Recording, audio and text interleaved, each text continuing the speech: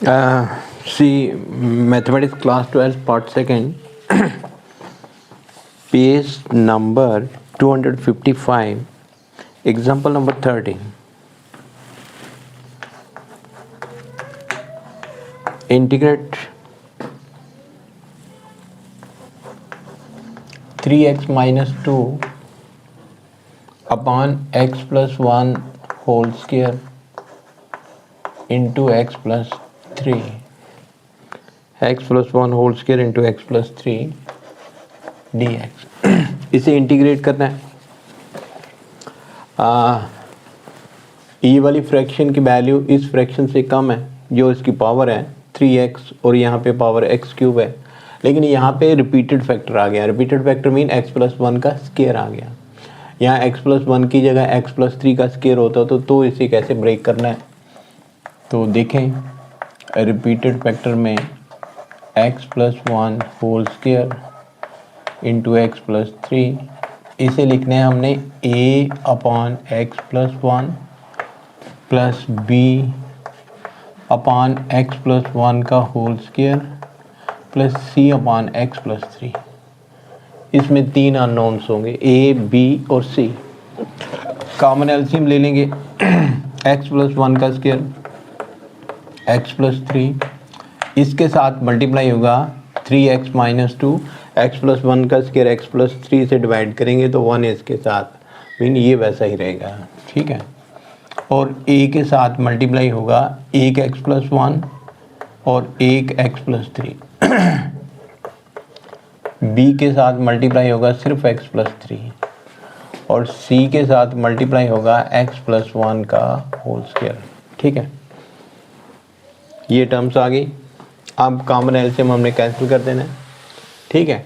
अब हमने पहले x प्लस 1 को 0 पुट करना है, फिर x प्लस 3 को 0 पुट करना है. इससे हमारे पास दो वैल्यूज आ जाएंगी और तीसरी वैल्यू हम कोएफिशिएंट कंपेयर करके निकालेंगे. तो पहले पुट करते हैं x plus 1 is equal to 0. We have x is equal to minus 1. 3x की वैल्यू माइनस 1 माइनस 2. ठीक है. यहाँ पे x प्लस 1 है, ये वैल्यू 0. यहाँ पे x प्लस 1 है, ये वैल्यू 0. b की वैल्यू आ जाएगी x की वैल्यू माइनस 1 प्लस 3. ठीक है. तो ये minus 3 minus 2 is equal to b 2. So the value of b is equal to minus 5 upon 2. ये b की वैल्यू आ गई. b की वैल्यू हमारे पास कितनी आई, माइनस 5/2. ठीक है. अब दूसरे केस में x प्लस 1 को 0 पुट किया, फिर पुट करना है हमने पुट, ये सेम ही होता है x प्लस 1 0. ये x प्लस 3 को 0 पुट करना है. We have x is equal to minus 3.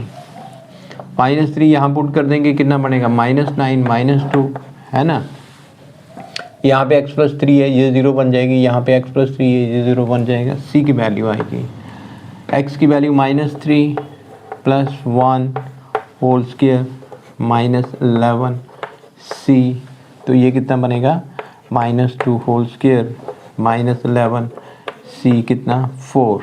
तो c की वैल्यू माइनस 11/4. c की वैल्यू आ गई माइनस 11/4. ठीक है. अब जो तीसरी वैल्यू आएगी वो कोएफिशिएंट कंपेयर करके आएगी. इसे थोड़ा सिंप्लीफाई करना पड़ेगा हमें. इन्हें मल्टीप्लाई कर लें एक्स स्क्वायर. ठीक है. प्लस x प्लस 3x कितना बनता, 4x plus 3 plus b x plus 1, इसे वैसा ही लिखें, प्लस c, इसे एक्सपेंड कर लें x square plus 2x plus 1. इसके बाद कोएफिशिएंट कंपेयर करें. Comparing the coefficient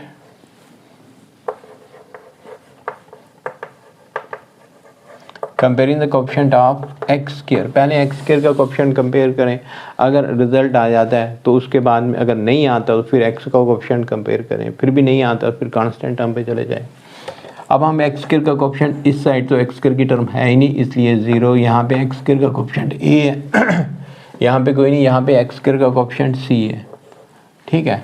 so a plus c is equal to 0. The value of c is given, c is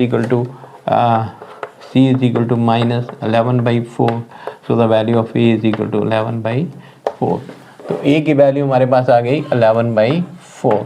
ठीक, समझ में आ गया.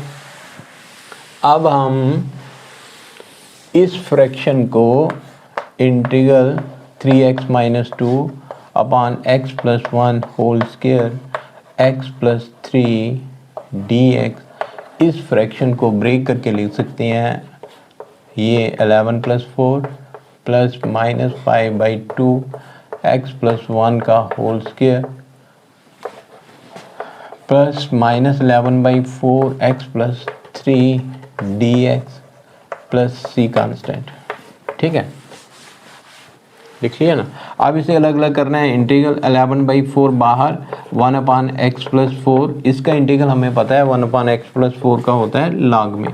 माइनस 5/2 बाहर 1 अपान एक्स प्लस 1 का होल स्क्वायर, या वैसे इंटीग्रेट करना हो तो इसे ऊपर ले जाते हैं x plus 1 raise to power -2, है ना, या x प्लस 1 को t पुट कर लो तो dx dt then it is becomes 1 upon t square.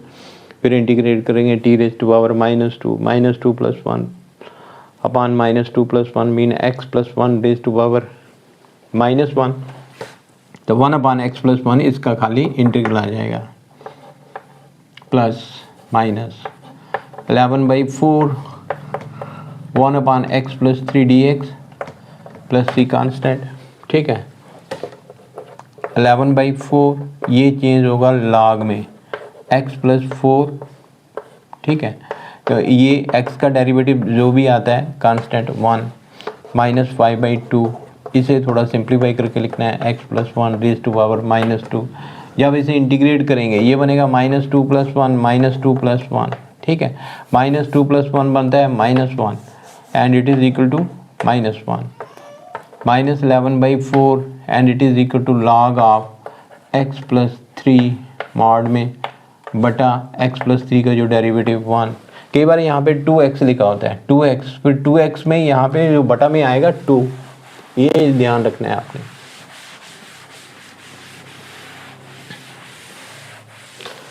तो ये हो गया हमारे पास 11/4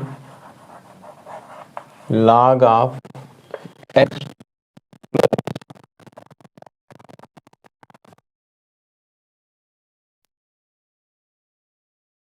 5/2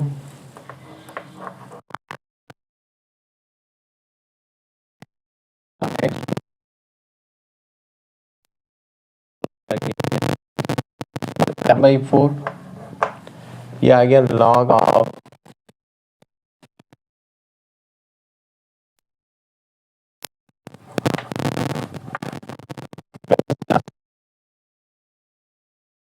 कॉमन